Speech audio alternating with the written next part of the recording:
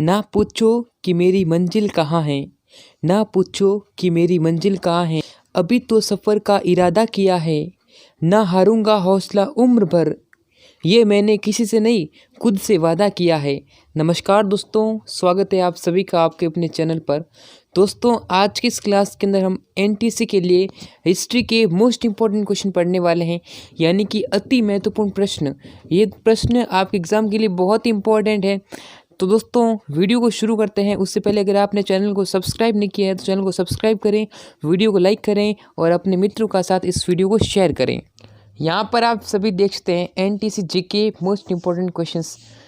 आपको यहाँ पर इम्पोर्टेंट क्वेश्चन बताने वाले हैं। यहाँ पर मैंने दोस्तों 150 क्वेश्चन जो है वो हिस्ट्री के लिए किसके ले रखे हैं, हिस्ट्री के। यहाँ पर आप सभी को 150 प्रश्न बताने वाले हैं और ये सभी के लिए आपके लिए बहुत ज़्यादा महत्वपूर्ण होने वाले हैं दोस्तों। इसको ज़रूर से देखिएगा। और यहाँ पर हम बात करते हैं पहले इंपॉर्टेंट क्वेश्चन के बारे में, यानी कि यहाँ पर इस क्लास के अंदर आपको 50 क्वेश्चन आपको बताने वाले। कितने दोस्तों? Top 50 questions.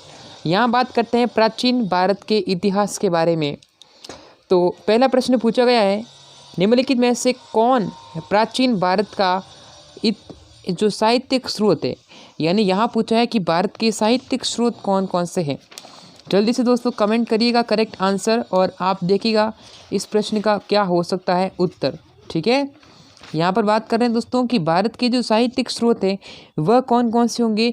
तो वेद व पुराण, यानी कि वेद हो गया कोई, यानी पुराण है, उपनिषद है, ठीक है ना, रामायण हो गया, महाभारत है, ये सभी क्या है आपके, यानी कि साहित्यिक स्रोत है। ठीक है ना, आगे बढ़ते हैं। सिंधु घाटी सभ्यता किस काल की सभ्यता मानी जाती है। सिंधु घाटी सभ्यता के बारे में पूछा गया है, तो किस काल की सभ्यता मानी जाती है, यानी कौन सा उसका युग है, युग बताइए। तो दोस्तों इसका आंसर होगा यानी कि कांस्य युग। ठीक है, कौन सा युग? कांस्य युग हो जाएगा दोस्तों। हड़प्पा की खुदाई सर्वप्रथम कब हुई थी दोस्तों? हड़प्पा जो सभ्यता है, हड़प्पा सभ्यता की खुदाई कब हुई? तो दोस्तों अगर बात करें यहाँ पर हड़प्पा सभ्यता की, तो खोज किसने की दोस्तों, यानी कि दयाराम साहनी। किसने की दोस्तों? ये प्रश्न आ सकता है। दयाराम साहनी ने खोज की थी हड़प्पा सभ्यता की। कब की थी? 1921 के अंदर। कब दोस्तों? 1921 के अंदर, यानी option number C correct answer होगा। कौन सी नदी के तट पर? तो दोस्तों रावी नदी के तट पर। कौन सी नदी दोस्तों? रावी नदी के तट पर है। और है कहाँ पर? पाकिस्तान, यानी मोंटगोमरी जिला जो है वहाँ पर। ठीक है ना, आगे बढ़ते हैं।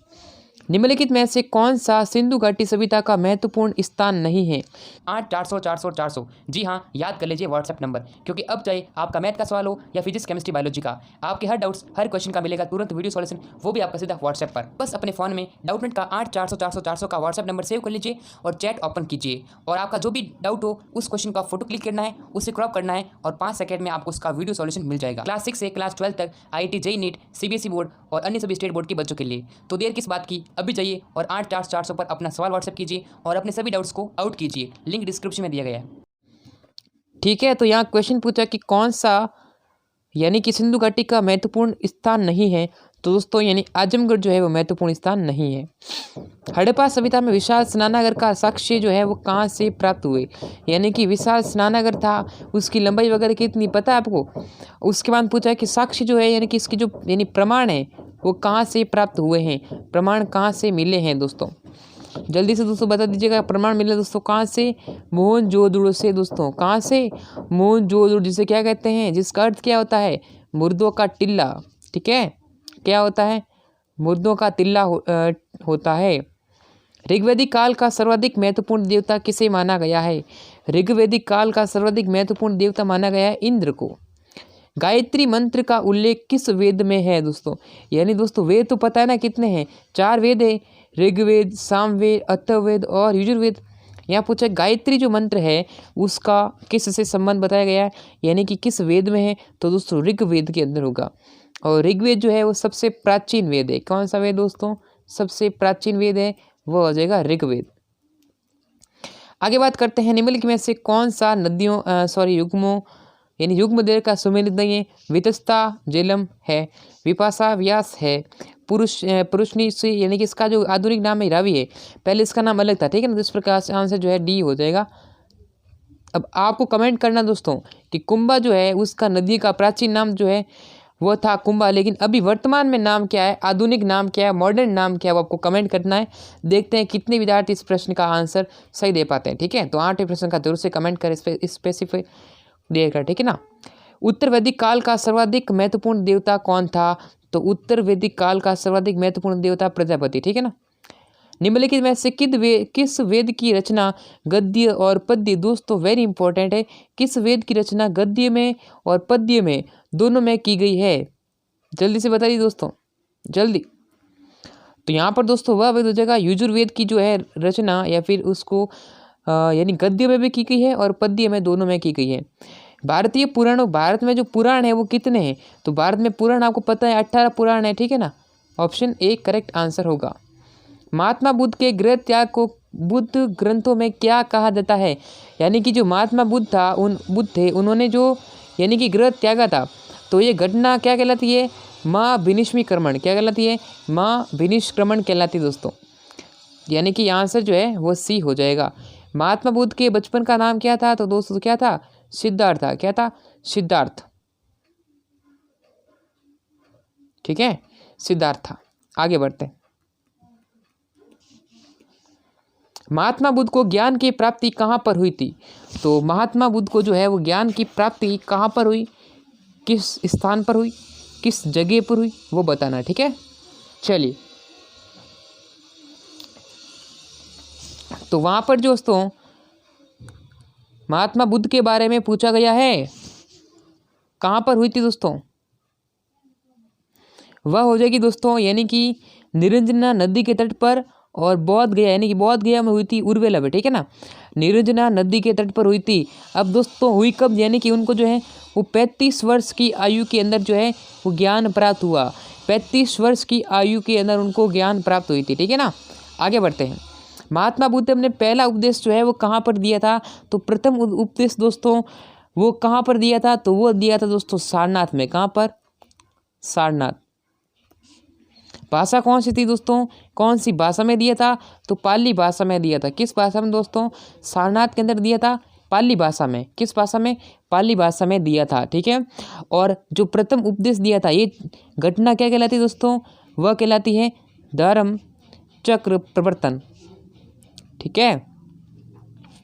महात्मा बुद्ध ने जो प्रथम उपदेश दिया था, ये घटना कहलाती है धर्म चक्र प्रवर्तन। कहाँ पर दिया था? सारनाथ में।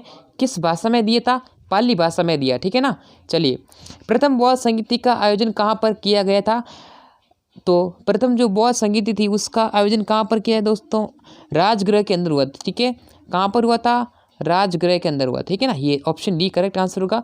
वहाँ पर इसका जो आयोजन हुआ था, तो उसका जो अध्यक्षता किसने की थी? तो अध्यक्षता की दोस्तों महाकश्यप ने। महाकश्यप ने क्या की थी? इसकी अध्यक्षता की थी। फिर देखिएगा चतुर्थ बौद्ध यानी कि 4 बौद्ध संगीति हुई थी। तो यहाँ पर पूछा है कि चतुर्थ बौद्ध संगीति कुंडल वन में किसके शासनकाल में आयोजित की गई थी? तो वह दोस्तों वसुमित्र यानी कि इसकी अध्यक्षता की थी। हाँ, और कहाँ पर हुई थी? हुई थी दोस्तों कश्मीर के अंदर। कश्मीर के अंदर जो है चौथी बौद्ध संगीति का आयोजन हुआ था। लेकिन यहाँ पूछा है कि उसकी अध्यक्षता किसने की थी? वसुमित्र ने की थी। लेकिन किसके शासनकाल में हुई थी? किसके शासनकाल में हुई थी? तो वो किसके शासनकाल में हो जाएगा? कनिष्क के शासनकाल के अंदर हो जाएगा। जैन धर्म के 24वें तथा अंतिम तीर्थकर कौन थे दोस्तों? 24वें और अंतिम तीर्थकर दोस्तों हुए महावीर स्वामी, ठीक है। अगर पूछे दोस्तों कि जैन धर्म के प्रथम तीर्थकर, तो दोस्तों वह क्या हो जाएंगे? ऋषभदेव हो जाएंगे। क्या हो जाएंगे दोस्तों? ऋषभदेव हो जाएंगे। प्रथम तीर्थकर जो हो जाएंगे वह हो जाएंगे दोस्तों ऋषभदेव। और अगर पूछे कि इनका संस्थापक कौन था जैन धर्म का, तो जैन धर्म का संस्थापक की कौन है? ऋषभदेव हो जाएंगे, ठीक है। चलिए, जैन धर्म के अंतिम तीर्थकर महावीर ने अपना पहला उपदेश, प्रथम उपदेश कहाँ पर दिया था? तो प्रथम उपदेश दोस्तों यानी कि राजगृह के अंदर दिया था, ठीक है। चलिए आगे बढ़ते हैं दोस्तों। राजगृह में दिया था, कौन सी भाषा में दिया था? तो दोस्तों प्राकृत भाषा इनकी थी। कौन सी भाषा थी दोस्तों? प्राकृत भाषा ने दिया था।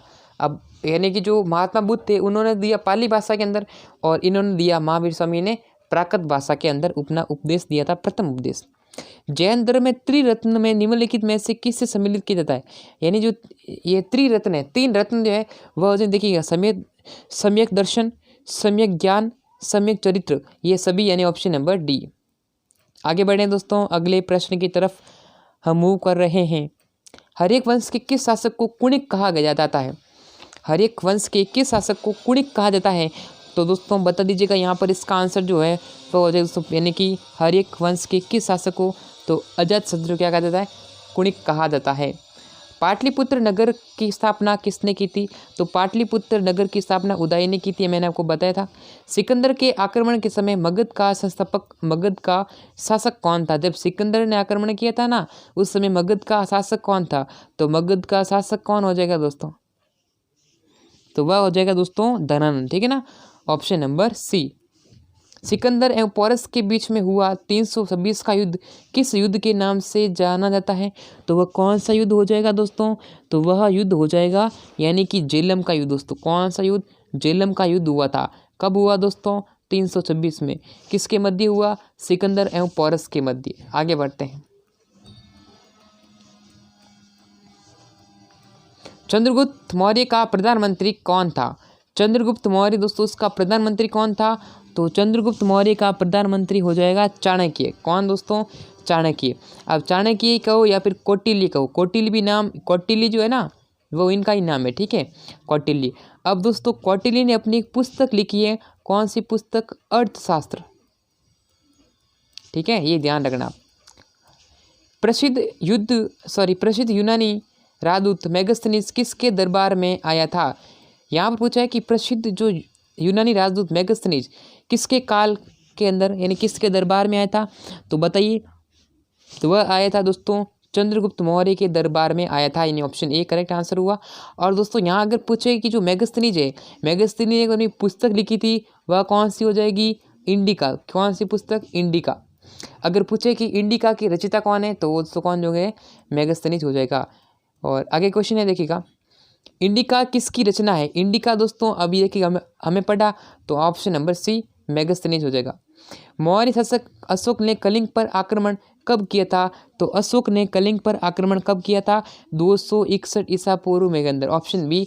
जब इन्होंने आक्रमण किया था तो दोस्तों बहुत सारे नरसंहार हुआ था, यानी कि बहुत सारे व्यक्तियों की वहाँ पर यानी कि युद्ध करते हैं तो कोई ना कोई तो वही अपनी जान यानी कि जान जाती है ना। तो उस समय क्या उनको यानी इन्होंने देखा कि यार युद्ध बहुत ज़्यादा यानी नरसंहार हो गया, काफ़ी विद्यार्थी यानी काफ़ी जो है वो मारे गए, काफ़ी सैनिक वहाँ पर मारे गए थे। तो इसलिए उन्होंने जो है वो शस्त्र त्याग की घोषणा कर दी की है थी। अशोक के किस शिलालेख में उसकी विजय का उसकी कौन सी है? विजय का वर्णन है, ठीक है। कौन सी विजय है दोस्तों? जल्दी से बता दीजिएगा। यानी कि प्रश्न क्या कह रहा है? प्रश्न कह रहा है कि अशोक के यानी कि अशोक किस किला में कलिंग विजय का वर्णन है। कौन सी विजय दोस्तों? कलिंग का, ठीक है, कलिंग का बारे में कह रहा है, कलिंग विजय का वर्णन है। तो वह हो जाएगा यानी कि कौन सा हो जाएगा? तो वह हो जाएगा दोस्तों 13वें, ठीक है ना, 13वां जो शिलालेख है उसके अंदर कलिंग का वर्णन किया गया है। सांची के स्तूप का निर्माण किसने कराया था? तो सांची के स्तूप का निर्माण किसने कराया? वह कराया दोस्तों अशोक ने कराया था, ठीक है। चलिए, भारत में सबसे पहले किस वंश के शासक ने सोने के सिक्के चलाए थे? तो भारत के अंदर सबसे पहले सोने के सिक्के चलाए थे इंडो ग्रीक ने। गुप्त वंश का संस्थापक दोस्तों, अरे क्या सिंपल प्रश्न पूछा है, गुप्त वंश का संस्थापक श्री गुप्त हो जाएगा। किस गुप्त शासक को भारत का नेपोलियन कहा जाता है? तो भारत का नेपोलियन किसे कहा जाता है दोस्तों? तो दोस्तों भारत का नेपोलियन किसे कहा जाता है? अरे बताओ। तो दोस्तों हो जाएगा समुद्रगुप्त को जो है वो भारत का नेपोलियन कहा जाता है। चीनी यात्री फायान किसके शासनकाल में भारत आया था? तो वो मैंने बताया था कल दोस्तों, तो हो जाएगा चंद्रगुप्त द्वितीय के शासनकाल के अंदर भारत आया था। आगे बात करते हैं, देखिएगा चंद्रगुप्त विक्रमादित्य ने किस उपलक्ष्य में चांदी के सिक्के जारी किए थे? तो चांदी के सिक्के दोस्तों जब इन्होंने शकों को पराजित किया था ना, शकों को पराजित करने के उपलक्ष्य में जो है वो चांदी के सिक्के जारी कर दिए थे। नेक्स्ट हम बात करते हैं दोस्तों अगले क्वेश्चन की तरफ। गुप्त स्थापत्य कला का सर्वोत्कृष्ट नमूना कौन सा है? तो दोस्तों बता दीजिएगा करेक्ट आंसर। तो यहाँ पर इस करेक्ट आंसर क्या होगा दोस्तों? तो हो जाएगा दोस्तों देवगढ़ का जो दशावतार मंदिर है उसका सर्वोत्कृष्ट नमूना माना जाता है किसका? गुप्त स्थापत्य कला का। चीनी यात्री ह्वेनसांग किसके शासनकाल में भारत आया था? ये यात्री दोस्तों पता होना चाहिए, ह्वेनसांग ठीक है। फायान और रहनसहन किसके शासनकाल में भारत आया था? तो दोस्तों हर्षवर्धन के शासनकाल के अंदर भारत आया था। आगे बात करते हैं स्थानीय 37वां प्रश्न, हर्षवर्धन को नर्मदा नदी के तट पर किस शासक ने हराया था? तो किस शासक ने हराया था यहाँ पर आपको बताएंगे, पुलकेशिन द्वितीय ने।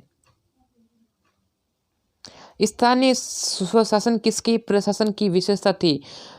हाँ, तो वो चोलों की, ठीक है ना। ऑप्शन सी करेक्ट आंसर होगा।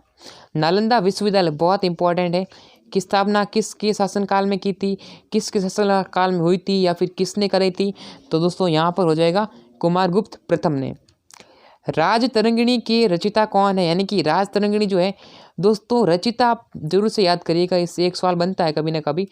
तो राज तरंगिणी की रचिता कौन है? तो राज तरंगिणी की रचिता दोस्तों हो जाएंगे यानी कि कल्हण, ठीक है। तो इस तरह से दोस्तों हमने जो है वो यहाँ पर जो है प्राचीन भारत के अंदर जो प्रश्न थे, कितने प्रश्न यानी कि प्राचीन भारत का इतिहास, उसके 40 प्रश्न इंपॉर्टेंट देखे हैं। और कल की क्लास के अंदर हम ऐसे इकोनॉमिक्स है, फिर जो मॉडर्न इंडिया है उसके बारे में भी देखेंगे, ज्योग्राफी के इंपॉर्टेंट क्वेश्चन देखेंगे। मतलब हिस्ट्री को कंप्लीट करने के बाद में पॉलिटिक्स पे पढ़ेंगे, तो सारी चीज़ें कवर करेंगे। सामाजिक विज्ञान के एक एक प्रश्न को पढ़ने वाले हैं और सभी प्रश्न दोस्तों आपका एग्जाम में पूछे जाएंगे, ठीक है। तो आज के इस वीडियो के अंदर इतना ही। वीडियो चलेगा तो वीडियो को लाइक करें, चैनल को सब्सक्राइब करें, नोटिफिकेशन बेल को प्रेस करें। दोस्तों लाइक क्या आप नहीं करते हो, लाइक में कंजूसी मत करें, लाइक करें, शेयर करें। तो इस क्लास के अंदर इतना ही, फिर मिलेंगे नेक्स्ट वीडियो के अंदर। तब तक के लिए जय हिंद और वंदे मातरम।